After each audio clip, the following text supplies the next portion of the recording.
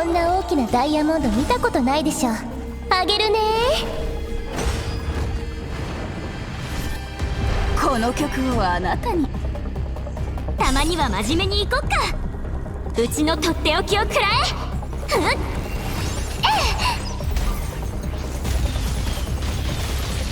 え。盛り上がってるじゃん。もっと叫びなさい。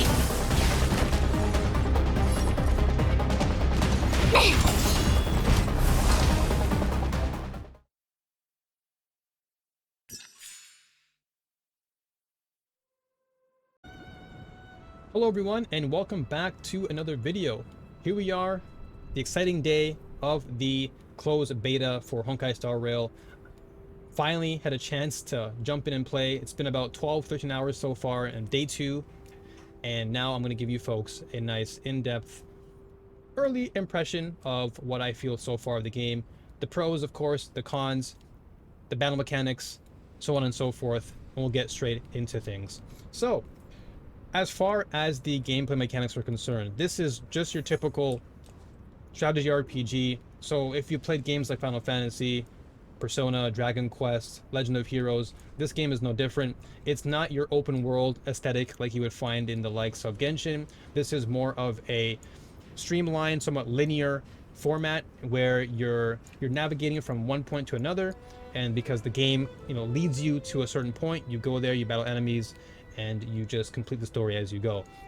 So what I'll do is I want to give you a quick little overview of the battle mechanics so far, just that way people can know what's going on. So you'll see here, right? So the enemy can see me and he'll be alerted.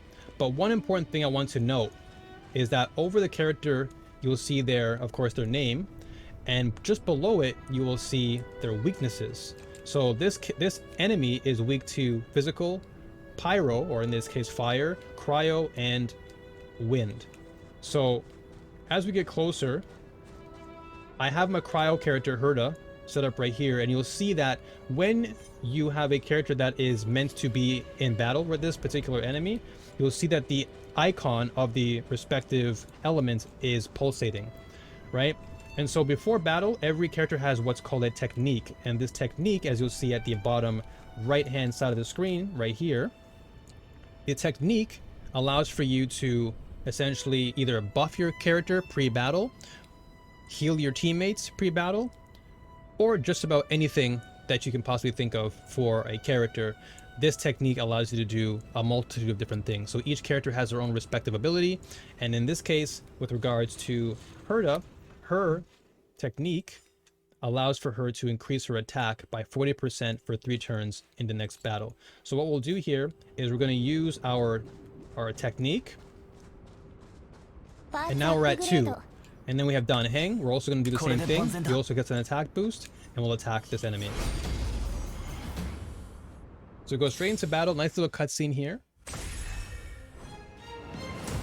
So I want to go over and break down the overall layout of the battle screen to make things a little bit easier. So at the left hand side, you'll notice that you have your turn sequence, just like you would find in, again, any other RPG that's turn based. And then you have at the bottom, you have your characters, all with their respective elements, so that way you're not confused. And what's great is that it also gives you a little bit of additional information in case you forget what button to press at the bottom. And also, furthermore, if you click on this magnifying glass, you can then see details, really like important details about your character, about how many turns you have remaining on your overall technique, and your abilities, and your light cone. And your light cone, which I'll go into later, is technically like your weapon in Honkai Star Rail. So I'll get to that in further detail later on. But for now, your light cone is essentially your weapon. You don't really equip a actual weapon like a primordial jade spear or like a catalyst, for example. But again, we'll get into that eventually. For now, this is what's important. So you'll notice that above each enemy, they have their respective weaknesses. In this case, the one on the left has a weakness to physical and cryo, while the one on the right has weakness to pyro and wind. Then you also have at the bottom right, which you can see here, this is like your gauge or your meter. And your meter can be used for both your single attacks or normal attacks and your skill. And your skill takes up an actual gauge. So you have a total of 5 at the bottom right, And if you use your skill, you actually take up one of those gauges. Now we're at 2. Right, we're now at 2 gauges. So that was a pretty quick one. I'll go into another battle again just to show you. So again, this enemy is weak to Pyro, Wind, Physical, and Cryo. This time I'll use Cryo. And this time I'll go with March 7th's ability. And her ability, or rather her technique, it says immediately attacks the enemy. After entering battle, there is a 100% base chance to freeze a random enemy for 1 turn. While frozen, the enemy cannot move and will take 50% of March 7th's attack as ice damage at the start of each turn. So her ability, March 7th's ability, allows you to get some additional damage and apply freeze, which can be really, really useful in battle. So we'll do this.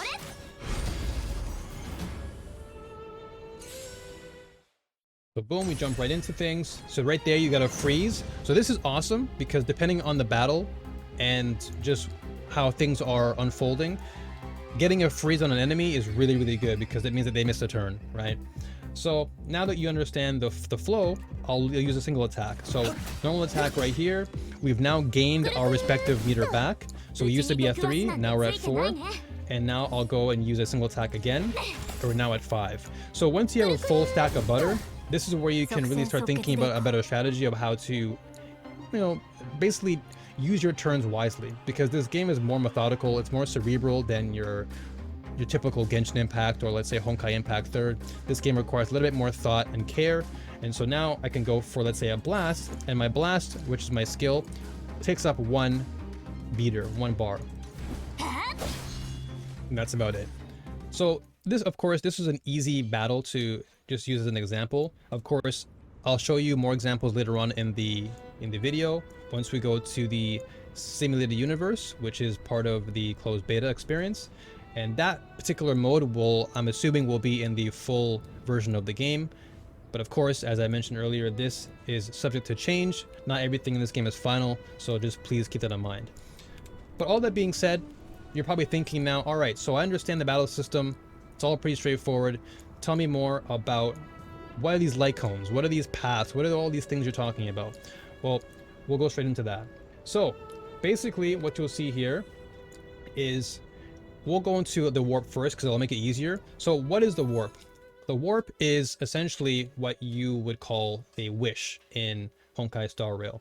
And so what you're looking at here is the beginner warp, or rather the standard warp. These are just names that they're calling them. For me personally, I'm not a big fan of the name warp, just because, again, wishes just seems more appropriate. But anyway, for those coming from Honkai Impact or Genshin, this is essentially where you just make your wishes on your banner. And so you have your 3 main characters that you can pull for, like your standard banner.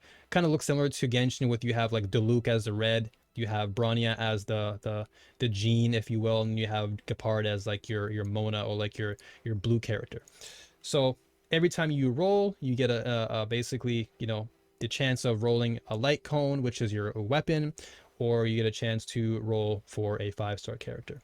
So I'll go into more detail with this later, but what I want to do now is just go into paths. I want to show you, or just give you an idea of what paths are and what each character represents for their respective path. So we'll start from left and we'll go all the way to the far right, and we'll kick things off. So as you can see, Himiko is part of the Erudition. So the Erudition are characters who essentially focus their attention on multi-target AoE damage. This is where Himiko shines as a character. So let's say you're in a battle where you have multiple enemies and they're very strong, but they also have multiple weaknesses, which of course can be Pyro.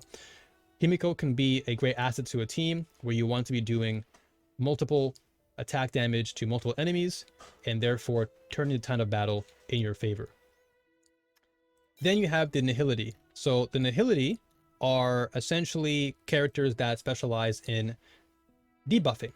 So if you're looking to debuff your enemy to make them reduce in damage, right, overall power reduction, characters like Welt are really great because they provide that extra little boost in debuff, and therefore allowing your team to do all the damage that's necessary. The next, we have the Harmony. So Harmony is basically, you would think that it's kind of like a healer, but If anything, the Harmony they're buffers. Think of them as buffers. So you have debuffers like Nihility, and Harmony is like the buffer. These are the characters that give you, let's say, attack speed, or they give you overall speed damage bonus, or whatever the case may be. These are characters that you want to bring onto the field that can still do damage, but they're the ones who provide additional buffs for the rest of the team, therefore allowing everyone to dish out more damage quickly and efficiently. Next, you have the Preservation. Preservation are really the defenders. They are the ones who you bring into the game. They're kind of like your, let's say, feel like your Zhongli in a sense, where you want to have a defender on the team, providing shields, providing some sort of buff to, again, protect the ally. So in this case with, Gepard, or let's say March 7th, her capability as a character, she provides shields for the entire team. So if you highlight a character on screen during battle, she's able to therefore dish out a shield, therefore protecting your squad from, massive damage, which is really, really vital in the later part of the game where damage is of more, greater importance to pay attention to. Then you have the Hunt. And so the Hunt are characters that are all about attacking single targets. So Dan Heng is a good example of a character that is all single target damage. He wants to be able to go in and do all this blitz damage off the field, on the field right off the bat. So he's great for enemies who perhaps have like a high amount of HP base, and using him to attack that single target can be of great benefit to the squad. Then you have Destruction. And Destruction are very similar to that of the Hunt, but in this case they are more about being the point characters. They're like the quote-unquote main DPS. They're the point characters. They're the ones that you want to be focusing on and getting the most damage out possible, because they are the strongest when they're solo. So having them on the field is of great value. And then you have the Harmony, as I mentioned before, with regarding the Harmony. They're really all about buffing the team. Asta's a really great character for that. Then you have the Erudition. So the Erudition are characters that focus, again, just like I said, on multi-target AoE damage. Just like with Himiko, Herta is a cryo multi-attack AoE user, and as you'll see in the video on screen, she is really good at just applying cryo consistently, and her abilities are just super strong and very, very, very useful.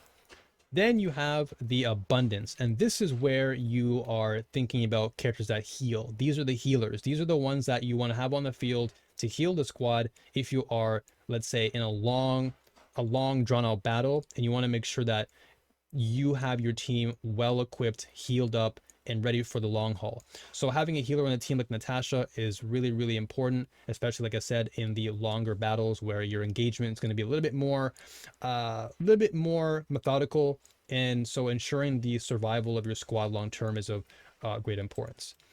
And then you have Erudition again, Nihility, again the debuffers, Destruction, and then of course you have the Hunt. So every character has their own respective ability in relation to their path.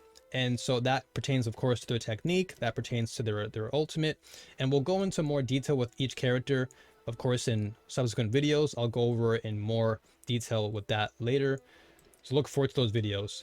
But for now, I think that's pretty much the gist of what these paths are. And so hopefully that was a good enough explanation for you folks to understand and kind of take in. Of course, you can always rewind the video and watch again if you need to. And so now we'll go into light cones. Like what are these light cones you're talking about? What do they mean? Well, I'll show you right now. So we'll kick things off and we'll go straight to, we'll use March 7th. She's a cool character. I like her a lot. So details, this is just your overview, just like you would find in any other HoYoverse game. You have your overview of the character's basic attack, their skill, ultimate, talent, which is their passive, and then you have the unique technique ability respective of this game. And just like you would level up in Genshin, you have your books, and you can level your character up. In this case, I'll go to level 18. Little clean animation there. Looks very, very nice. And so if we'll go to traces. So traces is your talents. This is the equivalent of a talent. I know the first thing you see here, you're like, what the heck is all this? This is all overwhelming. I'll move the camera here just to kind of make things better. So your talents are like a skill tree. And that's the way that they designed it, I guess, in this case. So you can see that you have like your skill tree, and then once you unlock it or you ascend your character, because you require ascension 4 to get this increases your defense. Then if you go your ultimate, you can increase that too, but it also requires your ascension 1. You have your technique, you have your basic attack, and your talent here. So again, just like you would find in an RPG, traditional RPG, you have a skill tree, you upgrade your character, and as you upgrade your character, you can then upgrade your talents, or in this case, your traces, to therefore boost that damage in the respective area. So this is very cool. I like this little aspect of the game. Of course, visually, it's different than what you'd expect in, let's say, again, coming from Genshin, it's very, very different.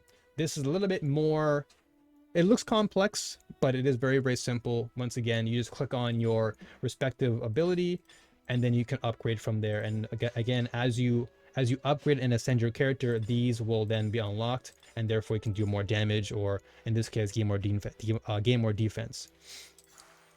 And then we have the light cone. So this is an area I want to kind of emphasize, because at first glance, you're thinking, well, this looks like an artifact because it's like a card. It's not a weapon. And so Genshin has weapons. As I mentioned earlier in the video, you have like primordial jade spears, and you have your catalyst users. But in Honkai Star Rail, you have light cones, and these are essentially what your weapons are. And so when you roll on the banner, you'll often roll light cones. You'll have your 3-star light cones, you have your 4-star, and of course you'll probably have your 5-star too. And so in the case of March 7th, you have this particular light cone ability, and it says increases your defense of its wearer by 28%. If current HP of its wearer is less than 50% of its max HP, increases defense by an extra 28%. And so this particular light cone is unique. But what's great is that you have other light cones of the respective path. So this is really important, and I want to stress this too, that as you can see here on the top left corner of each light cone, you have a green little avatar, or let's say icon, and you'll see on other light cones that they're grayed out. And the reason is because with Honkai Star Rail, every character has their unique path, and so every path will come with their respective light cones. So in this case, this light cone provides an ability, and then this particular light cone provides another ability. So in this case, it says when the wearer unleashes their ultimate, the wearer restores 18% of max HP. So just like your weapons, every weapon or light cone in this case has their own respective ability, which you can then use and optimize in battle. So this really all comes down to what team comp you're trying to create and what your overall strategy is moving forward. So as you'll see here, this ability is grayed out. And that's because this particular light cone is specifically made for the abundance class. So characters like Natasha can use this ability, or rather use this light cone, because it only applies to them. Now, mind you, I could actually take this ability, I can take this light cone, for example, and swap it onto March 7th. But then, as I said, you won't gain the respective ability that this light cone entails. So you're basically wasting a slot if you think about it like that. So just something to be mindful of if you are coming into the game and you're looking to, apply a light cone. Make sure that you are applying one that has a green indicator or a green icon highlighting that specific path for you to utilize. And then from there, you can just enhance it as you normally would. You can use any light cone that's available and level up. So in this case, I'll level up to level 17 just to show you. It takes 1,000 of your credit, and then boom, very quickly you're good to go. And then just like you would in Genshin, where you are refining weapons, they call it superimposing in Honkai Star Rail. And so here we have a superimpose of 4 on this particular light cone. And so the effect, of course, is here, and it will go to R5. Now I have one more of this, so you can just take this as you would and refine it, or in this case, again, superimpose, and then we'll have the maximum effect because it only goes up to 5, and then boom, nice little clean animation again. So now it increases the defense of its wearer by 32%. Again, just like you would expect in Genshin, where you have your refinement, and as you refine, you're increasing the damage or increasing whatever the abilities are on that respective weapon to a certain extent. And that's pretty much it for light cones. Nothing too special, nothing too over the top. And it also lets you know, just like with the other games, max super imposition level reached. So therefore it has reached its max level of 5. You're good to go. So that covers the light cone section. So once again, these are your weapons in Honkai Star Rail, just to reiterate to make sure. And then next you have your Eidolon, and Eidolon are just like your constellations. So the jargon will have to be something I train my brain to do and like recalibrate, but what they are essentially are your constellations. So you have your E1, which I'll call for the the sake of Eidolon, right? So you have your E1, your E2, E3, E4, E5, and E6. And so much like on Genshin, you have your E3, your E5. These are what upgrade your ultimate and your skill, and everything else in relation to it upgrades your abilities or just buffs your character. And then we have relics. So this is really important to also talk about too, because I don't want to get people confused with regards to things. Now that you understand what light cones are, they're the equivalent of what a weapon would be. Relics are the equivalent of what a artifact would be. So you have 6 slots here, which seems like a lot. And as you'll see here, this kind of harkens back to your traditional RPG. You know, back in the good old days of the Final Fantasies and the Dragon Quest, you can pick up certain types of items. Like you have like a helmet, you have your ring, you have your shield, your boots, and whatever. So in Honkai Star Rail, they've taken those relics and have assigned them as artifacts. And so you'll see here with this particular artifact or relic in this game, it's called the Hunter's Arteus Hood. And then its effect, you have your 2-piece, your 4-piece, and then a 5-piece. So this is very different from that of Genshin, where you typically have a 4-piece set, and then that 4-piece gives you a full bonus once you are able to apply all 4. But this, because you have like the full suit, you've got everything, and 5-piece increases your attack by 15. So if we were to take a look at this and read this, it says your 2-piece increases attack by 15, 5-piece increases attack by 15, so you're getting a 30% attack boost. And then it also says when the current HP of the wearer is above 50% of max HP, this increases the wearer's skill damage by 30%. So you're getting some massive skill damage alongside your attack buff of 30%. So once again, just like you'd expect in other games, and so you just want to enhance it. This you would use, I'm not too sure right now, I don't have that much to actually give, but you will find this. You'll typically find this in battles. So when you do battle enemies, they'll usually drop items, and then you can use that to upgrade your artifacts or your relics, sorry. And that's pretty much what your relics are. So hopefully this has given you a little quick taste of the overall basis, the fundamentals of Honkai Star Rail and the characters and how you build them. Again, it's very similar to that of Genshin, just the wording is different, the way in which the properties work is different, but the way everything kind of is expressed is somewhat of a Genshin type of inspired ordeal. So now that you know what all that's about, and you kind of understand where warps are coming from too, because warps, I'll go into detail again, your warp is essentially where you want to roll. This is where you get all of your characters from. And so when the game fully drops, you'll have your limited banner here, your standard banner, and then of course beginner banner. And then at the top right and top left, you have your Star Rail Pass, which is the equivalent of an Acquaint Fate and a Intertwined Fate. So if you go to, let's say, the store, and before that, I'll show you this. This is the equivalent of a Primogem, and this is your Stellar Jade. So right now I have 122. And just like in Genshin, you need 160 to roll. So if I go to the standard warp, it asks you for 160 to have one roll. And so you go to the store, and so your store, just like you would find in Genshin, you have your Starlight Exchange, which again, this is where let's say you roll for a character, right? And your character gives you a 4-star, you get a 5-star. This gives you the Undying Starlight. This is like the highest form material. And so you can purchase characters just like you would in Genshin. You can also purchase light cones, which is the equivalent of a weapon. And then you can also purchase your Star Rail Pass and Special Pass. Then you have the Embers Exchange, which take the Undying Embers, which is again like your Acquaint Fate, and then you can go through and buy like your items for certain characters to level up, be it your adventure logs for enhancing characters to ascend them. These are for, I believe, weapons. You have your credits, and then again you have character ascension materials, and so on and so forth. Then of course you have your 5, you know how you have your 5 intertwined, 5 Acquaint. This is the same equivalent to that.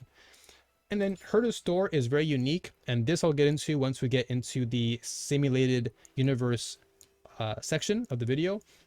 But when you are in that mode, you can use the currency in that mode, and that is your Herta bond. You can use Herta bonds to also unlock characters in the game. And of course you have Sushang and you have Arlan here.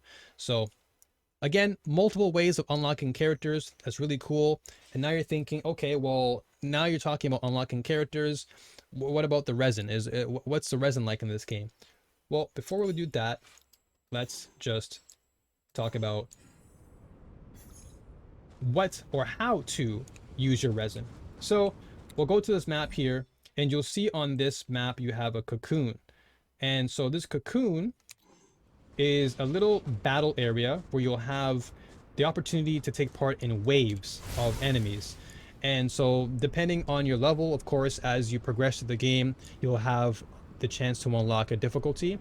And so you can obtain books and experience for your characters, and you'll see that you have enemies that you'll have to fight in the actual cocoon. And so you'll see that you have 180, not 160, 180. So claps to me, HoYoverse, for that. Do appreciate 180. Hopefully this remains in the final game and doesn't go back to 160. As far as the recovery is concerned, I'm not too sure how that works, but what you can see here is you have your challenge waves, and you can go as far as 6 waves, and it'll cost you 60 of your resin. So this is where your resin can be used when you are playing the game.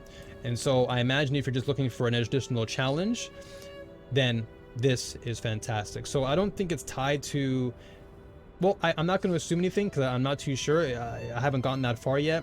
But as far as the Abyss, I'm not too sure if the Abyss has any ties to your resin.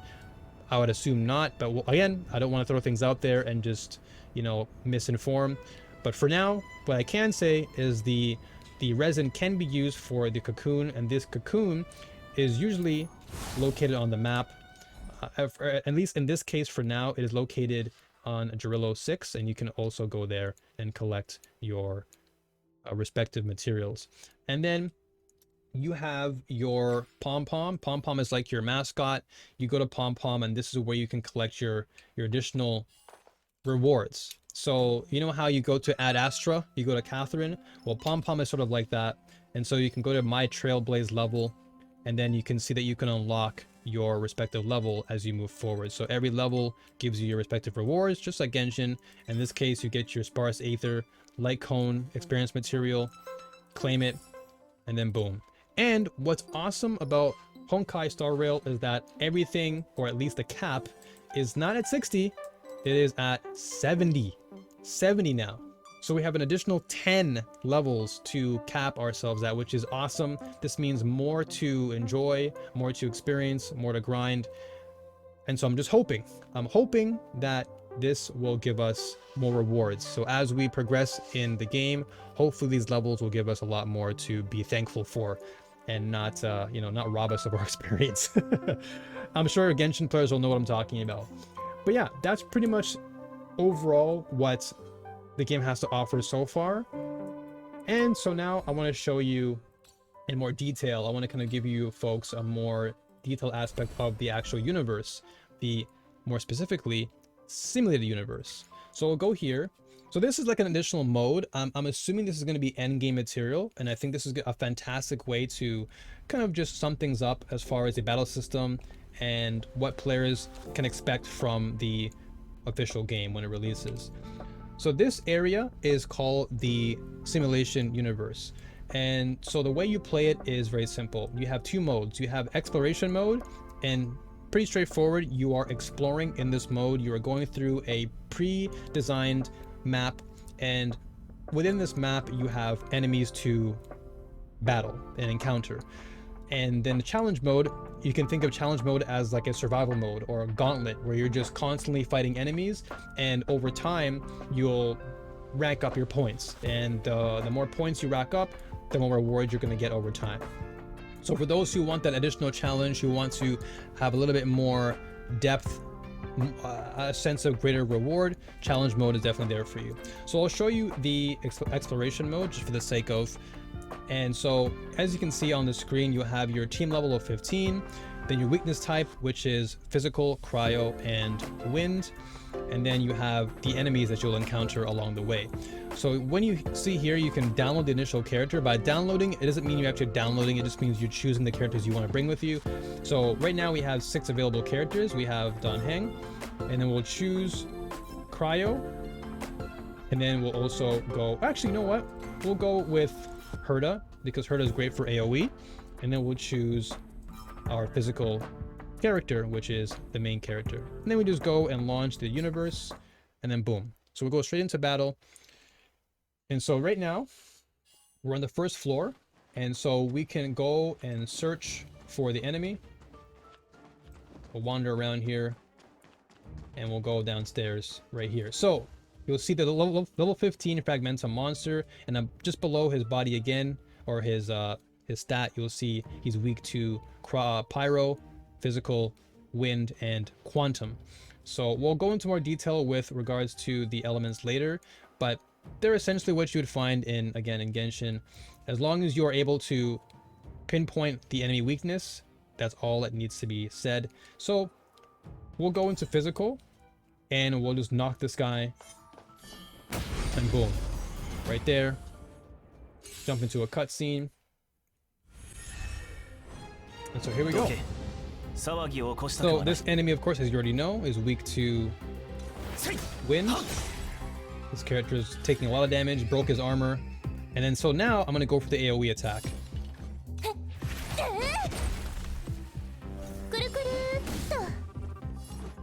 And so right there, Herda has the ability to attack again, depending on a certain threshold that you meet, or requirement rather.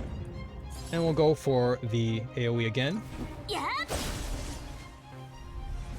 And so right here, this little additional damage, this is like from the gods. Like there's like the Aeon they call them. Those are the gods, and they give you like additional damage in the battle. So essentially you have like a 4th or 5th character that you can like rely on.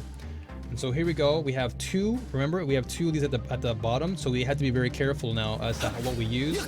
So I'll boost it back up to 3, and then I'll use my blast, and this should knock him out. This breaks his armor, and this should kill him. Alright, single attack, boom, just like that, battle over.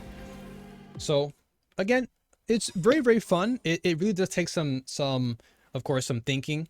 Once you understand the flow of the RPG or the strategy RPG element, turn-based element, it'll be much easier to kind of, you know, get a feel for it in your head. And then here, after the battle is done, you receive blessings.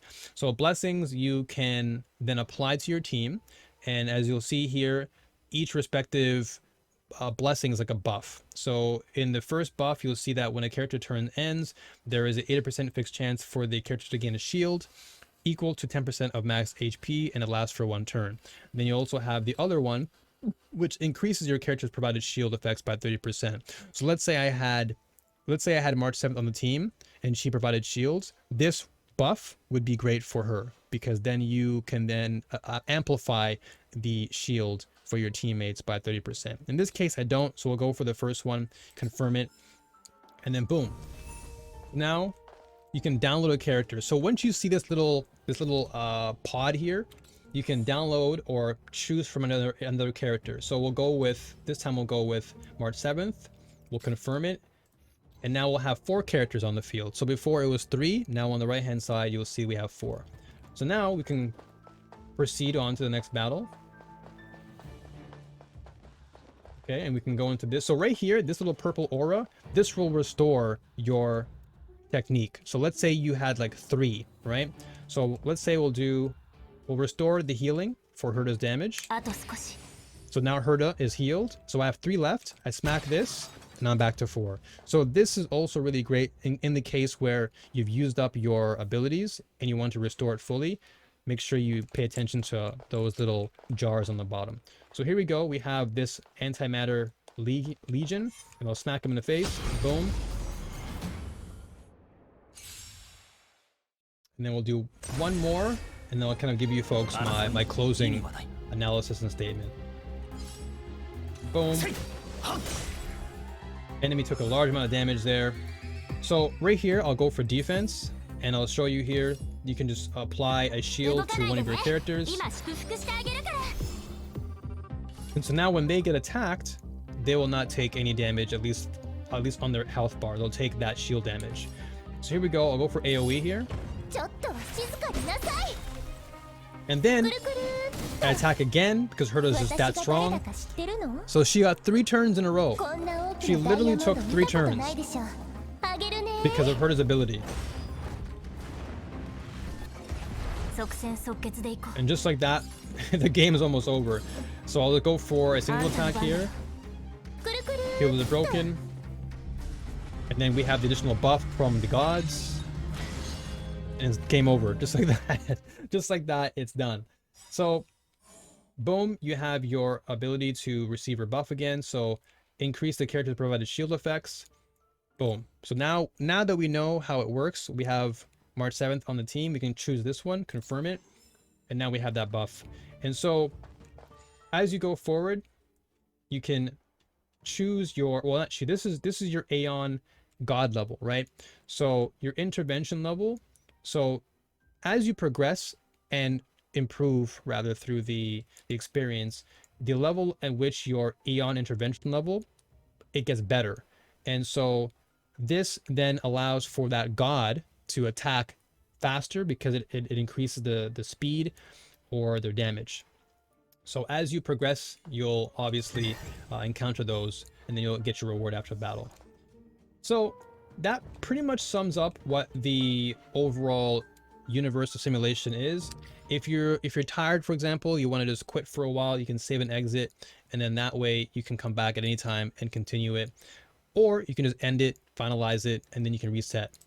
And so in this case, we'll just end it. I've already done it, but just to show you an example of what it looks like on the end screen, you've obtained 2 blessings and you have no curios. And curios are just bonus items you can use that you can, when you have a rest room period, you can obtain curios through Herta. And then you have your actual coins here, and your coins are what you can use to therefore roll on the gacha machine, which is right here. So right next to the overall machine here, you can take this, go to the coin gacha, and this is a great little section here where you can unlock some ascension materials for your characters, which is great because it's just, you know, a nice additional bonus on how to obtain character assets. So in this case, you have like a 4-star, you have a 3-star and a 2-star.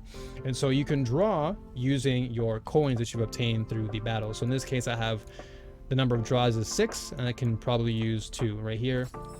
So right there, I've obtained the ancient part, which is a ascension material for a character. Now, what I would love to see in the final version is if they gave you information about who uses this particular part. Like, I would love if they gave you information about, okay, this ancient part is good for characters such as Natasha, Hook, Sampo, you know, just having an additional option or visual to just remind players, okay, so I want this material for this character. It just gives people a little bit more of a visual cue.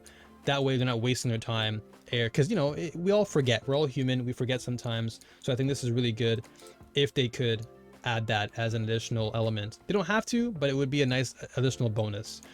And then you have your relic experience material. As you guys have known earlier, this goes towards your relic / your artifacts, which then you can buff. And you obtain this again very simply just by rolling in the coin gacha. So that sums up the universe of simulation.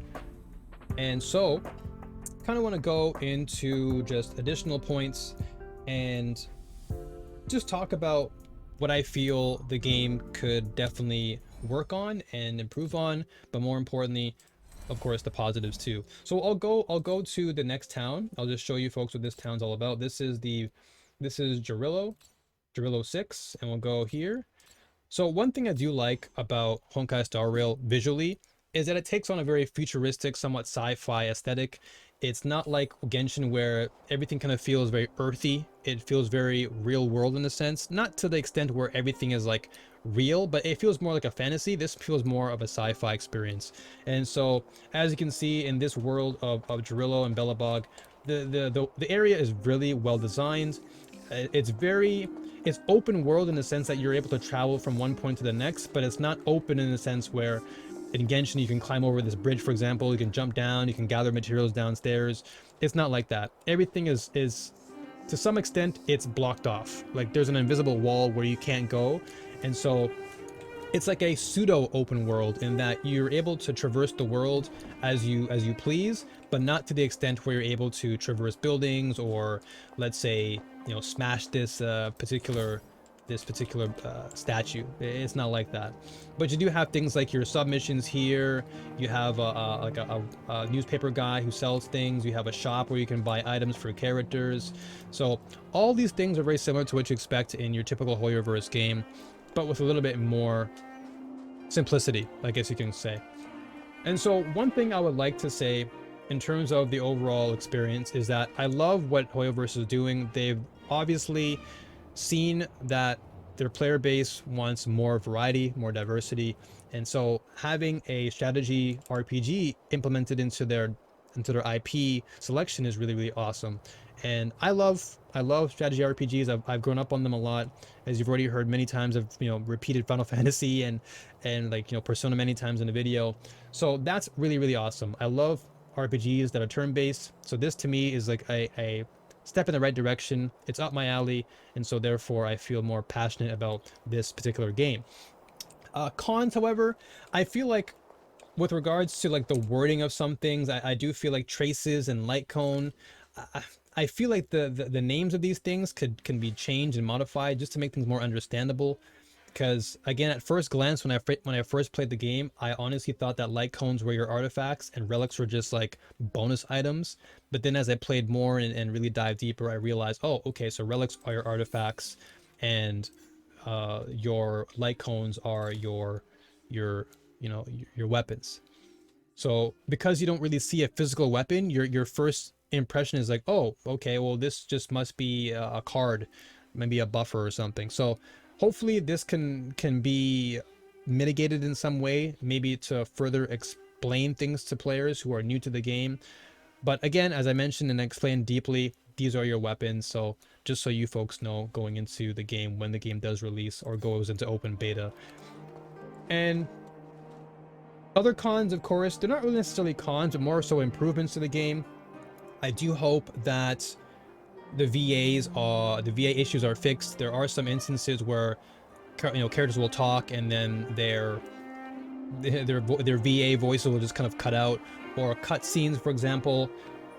You'll see a cutscene, but the cutscene will be very abrupt. It'll end very quickly, and therefore it feels, it kind of takes you away from the experience. Whereas like in other games, the cutscenes are a little bit more fluid. It's very seamless. It goes from one thing to the next. In this game, it's kind of like cutscene, abruptly end, and then you're just like right back into like a discussion or something.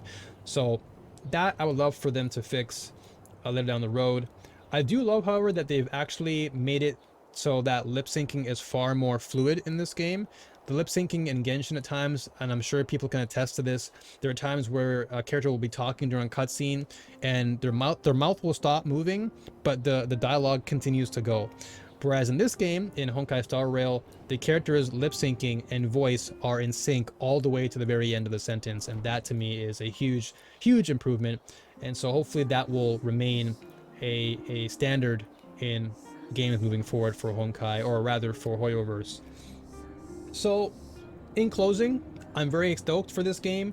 I haven't encountered that many bugs in the closed beta thus far, which is a great thing. I'm sure there are bugs, but I haven't really encountered them. But as you can see, overall, the game looks very clean. I would love to see more color. To me, Belobog looks great. I love Belobog's design and aesthetic, but as far as the space station is concerned, I'll just go and just to show you for a good, reference. I would love to see a little bit more life in this area. I do feel like a lot of it feels bland. Everything kind of looks the same, and when comparing that to Bellabog, it just doesn't, I don't know, it just doesn't seem, full of life, if that makes any sense. You know, like this area, it all looks very gray. It all looks very just matte. Nothing really stands out as like impressive. I would love to see more life, more color, more vibrance that brings the life to this game, or at least to this particular area in Honkai Star Rail. And that's about it. And I hope that HoYoverse is listening and they take this into consideration to make the overall experience better for players.